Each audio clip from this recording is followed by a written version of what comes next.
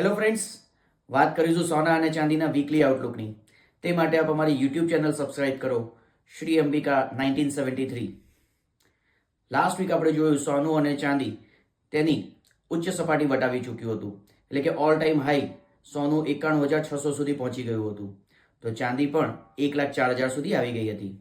જો આવનારા સપ્તાહની વાત કરીએ તો સોનામાં જો મંદી રહે તો સોનું લગભગ $2,930 એટલે કે સ્થાનિક બજારમાં 88,000 સુધી આવી શકે, તો ચાંદી પણ $31 સુધી એટલે કે સ્થાનિક બજારમાં લગભગ 93,000 સુધી આવી શકે.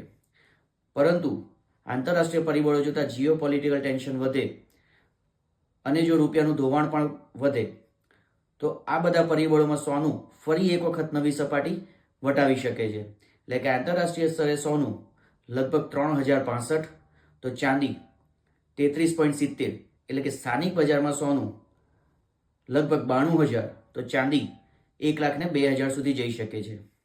એટલે આવનારું સપ્તાહ સોના અને ચાંદી માટે ખૂબ જ વોલેટાઇલ રહેશે. અને જો આપ સોનામાં ઇન્વેસ્ટ કરવા માગતા હો તો લગભગ 88,000 થી 89,000 એ એક બેન્ચમાર્ક રેટ રહેશે અને એ ભાવે આપ એન્ટર થઈ શકશો તેવી સલાહ છે. Thank you friends.